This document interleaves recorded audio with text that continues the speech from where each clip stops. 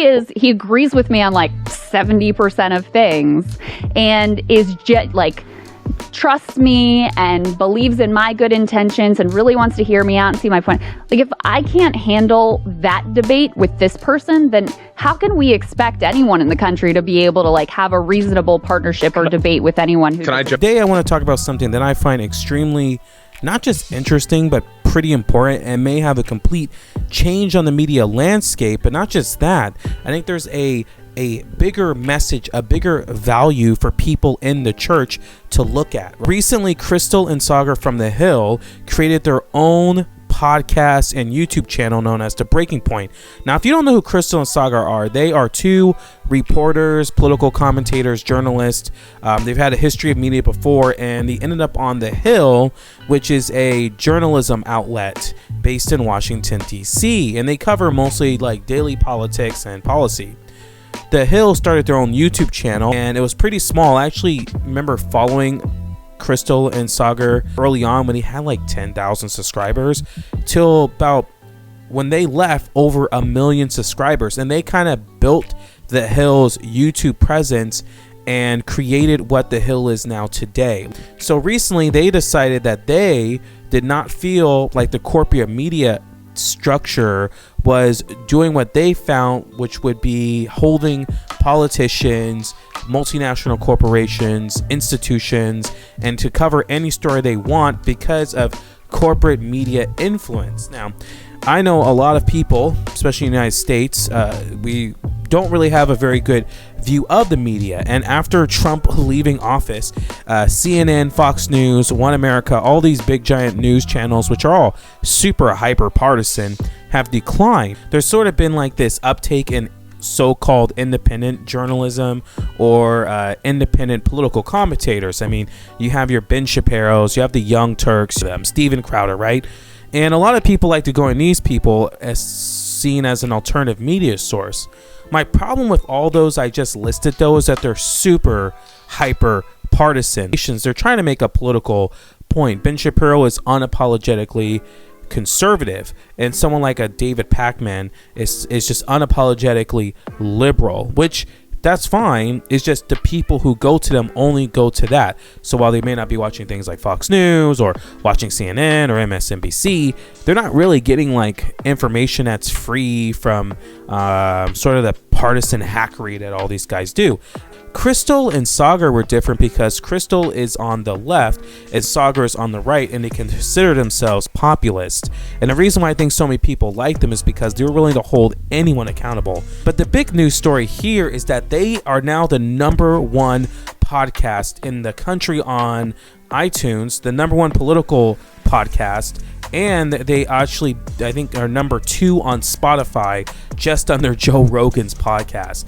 And their podcast and their YouTube channels only existed a week, and The Hill really did not help them because what they did was not even announce they were leaving. They just replaced their host. So they did this organically through themselves with all the followers they had, and now they're over 200,000 subscribers. And by the time this video posts, it may be more. And the reason I like them is because of their different political opinions, someone on the right, someone on the left. I like about a lot of what Sagaar has to say, and I like what Krystal has to say, and I don't always agree with them, but I think it's really important that we have journalism like this. MSNBC and Fox News are some of the most hyper partisan news ever, and depending on your political leanings, you might think that all conservative media is just great media, or you might think all liberal media is great media, or maybe you think all Christian media is great media, or maybe you think all atheist secular media is great media.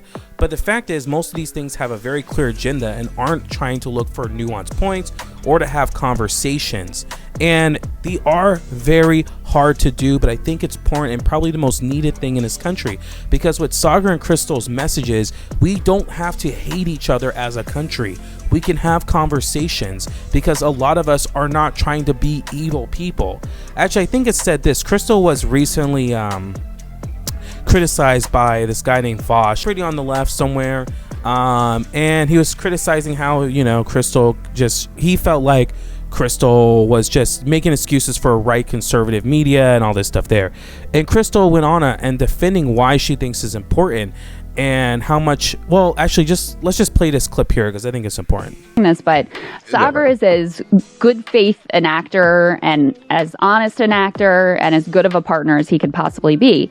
So I was like, if I can't even talk to Sagaar, like here he is, he agrees with me on like 70% of things and is trusts me and believes in my good intentions and really wants to hear me out and see my point. Like if I can't handle that debate with this person, then how can we expect anyone in the country to be able to like have a reasonable partnership or debate with anyone who Can I jump in? The reason I brought that clip up is that Krystal and Sagaar have a real relationship. Now, I don't know how close of friends they are. They're obviously co-workers who are now have a business together, and to have something like that with such different political opinions matters, and it's actually really difficult. So what is the main message you guys can take from this? Well, I've been reading through Francis Chan's Unity book, where he talks about the need for the church to be united, and I think there's something to this. See, I think people are starting to catch on, not everyone, but a group of people are tired of hyper-partisan news. Now, they might not agree with whoever is saying whatever because they have their own political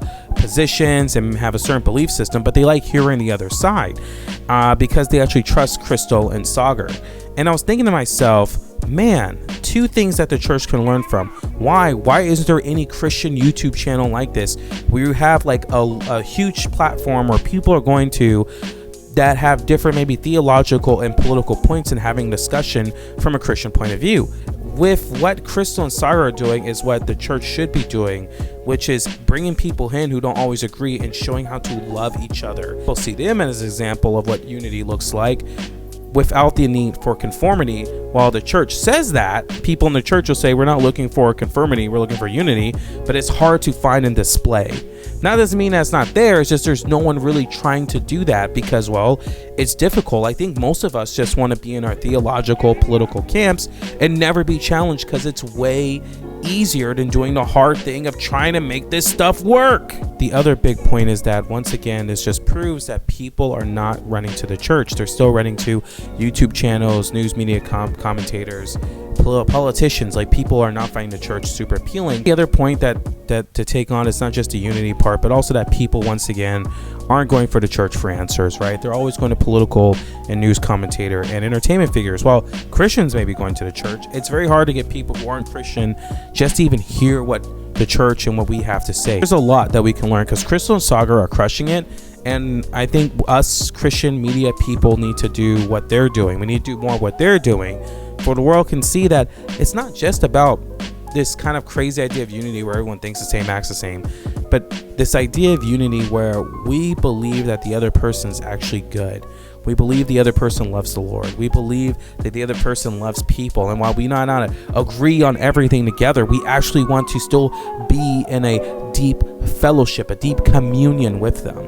So, guys, make sure you watch their channel, but also maybe one of you might be the people to start something new, for people can see how beautiful the church is. If we keep reaching for holiness and loving each other through that, I think people will really see that we are the light, the salt of the earth.